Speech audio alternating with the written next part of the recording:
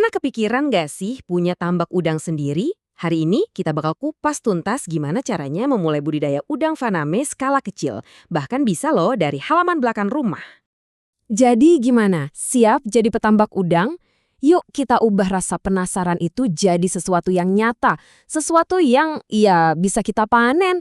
Kita akan lihat caranya bareng-bareng, langkah demi langkah. Dan nggak usah khawatir soal modal gede atau lahan yang luas ya. Panduan ini tuh emang dirancang untuk skala kecil yang bisa dikelola di halaman belakang. Percaya deh, mulainya itu lebih gampang dari yang kita bayangin. Oke, bagian pertama, nyiapin sistemnya. Anggap aja ini kayak membangun pondasi rumah. Kalau pondasinya kuat, wah, seluruh proses budidaya ke depannya bakal jauh lebih enteng. Yuk, kita bangun lingkungan yang paling nyaman buat udang-udang kita. Nah, untuk kolam skala kecil, ada 3 pilihan utama nih. Kolam tanah, kesannya alami ya. Kolam beton, ini buat yang jangka panjang. Tapi, yang paling populer buat pemula itu kolam terpal. Kenapa? Fleksibel dan pastinya hemat biaya. Pilih yang manapun tujuannya tetap sama, bikin rumah yang nyaman buat si udang. Ini nih, fakta yang sering banget dilewatin sama pemula. Kedalaman kolam itu ternyata lebih penting loh daripada luasnya. Kenapa? Karena dengan kedalaman 1 sampai 1,5 meter, suhu airnya bakal jauh lebih stabil. Ini kunci banget buat ngejaga udang gak gampang stres dan oksigennya juga tetap oke. Oke, dengerin baik-baik. Anggap ini aturan nomor 1. Aerasi itu wajib hukumnya, gak bisa ditawar. Udang itu butuh oksigen buat napas. Ya sama kayak kita. Tanpa aerator yang mompa oksigen terus-terusan, apalagi pas malam, bisa-bisa ya kita kehilangan semua udang kita. Serius, ini investasi paling penting buat nyegah kegagalan total. Oke, kolamnya udah siap. Sekarang saatnya kita milih penghuninya. Benur alias bayi udang. Nah, di industri ini kalian bakal sering banget dengar istilah PL. Kita cari tahu yuk, apa sih itu PL? Gampangnya gini, PL atau post larva itu sebutan buat benih udang yang udah lewat masa bayinya. Jadi mereka udah siap banget buat ditebar di kolam. Jadi kalau nanti nyari benih, nah kata kuncinya itu PL. Nah ini dia kesalahan paling umum yang dilakuin pemula. Saking semangatnya nebar benihnya kebanyakan. Ingat ya, di awal-awal lebih sedikit itu lebih baik. Mulai aja dulu dari 5 sampai 10 ekor per meter persegi. Ini ngasih udang ruang buat tumbuh dan yang paling penting kualitas airnya jadi lebih gampang kita kontrol. Benih datang nih, terus jangan langsung biur dituang ke kolam. Bayangin deh, kita lagi di ruangan anget, terus disuruh lompat ke air es. Kaget kan? Nah, aklimatisasi ini cara kita ngenalin mereka ke rumah barunya pelan-pelan.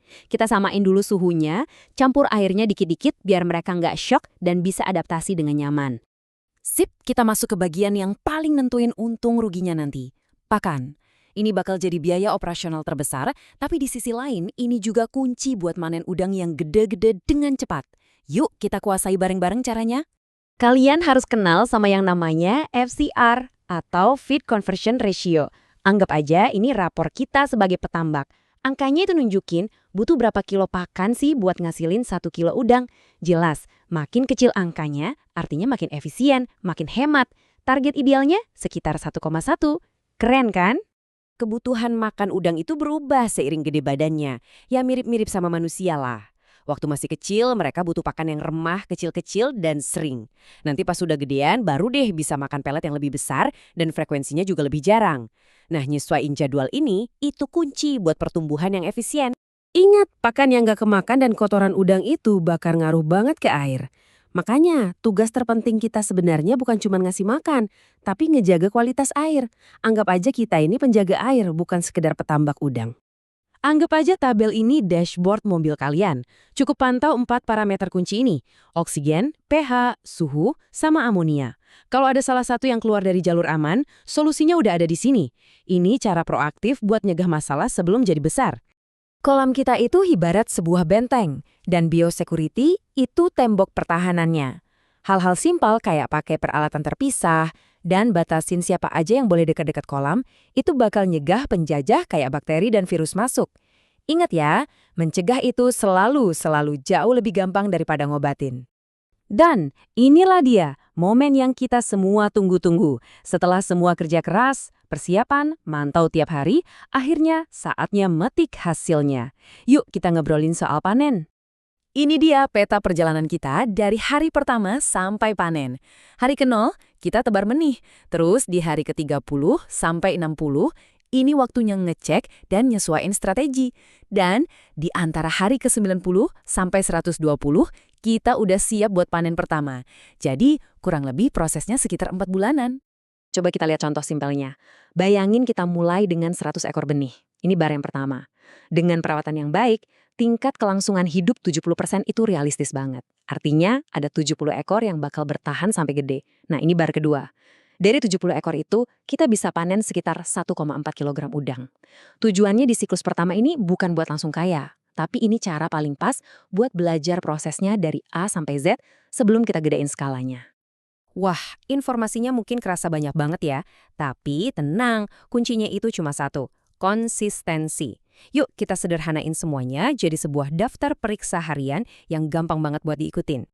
Kesuksesan kita itu bergantung sama rutinitas harian yang simple ini. Tiap pagi, cek air sama aerator. Siang-siang, liatin perilaku udangnya. Dan pas ngasih makan, jangan lupa catat jumlah pakannya. 3 langkah ini aja. Ini tuh kayak detak jantungnya tambah kita. Lakuin tiap hari, dijamin kita bakal selalu tahu apa yang terjadi di kolam. Ini nih yang bedain petambak amatir sama yang pro. Pencatatan. Serius, tanpa catatan kita cuma nebak-nebak. Tapi dengan catatan, kita belajar dari setiap siklus.